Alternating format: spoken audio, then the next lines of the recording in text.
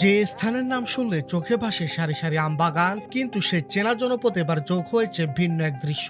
বাঁশ ও সুতোর মাচায় থোকায় থোকায় ঝুলছে রসালো বিদেশি লাল আঙ্গুর।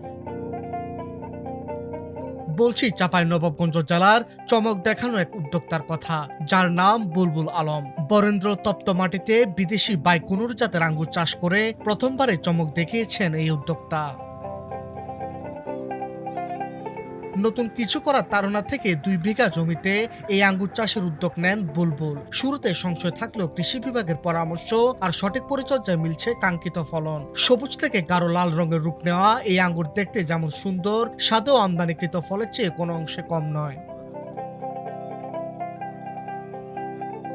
বুলবুলের মতে সঠিক জাতের চারা ও মানসম্মত পরিচর্যা নিশ্চিত করলে আঙ্গুর চাষে লোকসানের ঝুঁকি নেই বললেই চলে।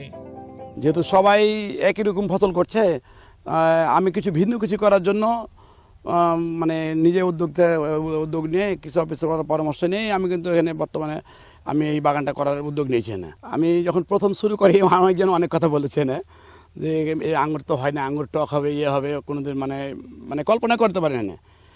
মানুষজন মেলার জন্য বিভিন্ন বিভিন্ন কথা বলেছে না। পরক্ষণে আমি যখন বাগান করে ফেলেছি, বর্তমানে এখন ফল অলরেডি পাকতে শুরু করেছে বা পাকতে লেগেছে না, খাওয়ার উপযোগী হয়েছে কিছু ফল। এনে এখন খাওয়ার পরে করছে না ঠিক আছে, সব কিছু মিলিয়ে মানে ভালো কিছু একটা মানে পাওয়ার আশা করছি বা হওয়ার আশা করছি না। কৃষি কর্মকর্তারা বলছেন চাঁপাইনবাবগঞ্জের মাটি ও আবহাওয়া আঙ্গুর চাষের জন্য যথেষ্ট উপযোগী। স্বাদ ও মিষ্টির দিক থেকেও এই আঙ্গুর বাজারজাত করার মতো উন্নত মান সম্পন্ন। আঙ্গুর চাষের জন্য শুষ্ক মাটিটা খুব জরুরি। এই শুষ্ক মাটির কারণে আমাদের যে আঙ্গুর বাইকুনুর জাতটা, এই জাতটায় মিষ্টতা বেশ ভালো। আমরা টেস্ট করে দেখলাম, মিষ্টতা ভালো আছে এবং কোনো ধরনের বিচি এই আঙ্গুরের ভিতরে নেই। তো আমরা আশা করছি যে এই জাতটি বাংলাদেশে ভালো করবে বরেন্দ্র এলাকায়। উদ্যোক্তারা মনে করছেন আমাদের রাজধানীতে আঙ্গুরের এই সংযোজন কৃষিতে নতুন অর্থনৈতিক দ্বার খুলে দেবে।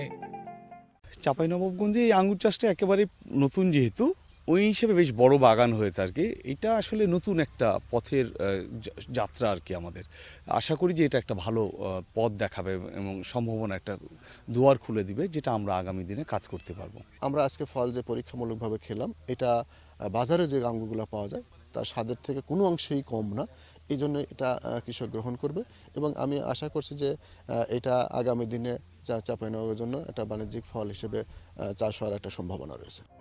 আমাদের রাজধানীতে এখন আঙ্গুরের হাতছানি। আধুনিক চাষাবাদ আর সঠিক বাজার ব্যবস্থাপনা নিশ্চিত করা গেলে চাঁপাইনবাবগঞ্জের এই আঙ্গুর বিপ্লব যেন বদলে দিতে পারে অঞ্চলের অর্থনৈতিক মানচিত্র।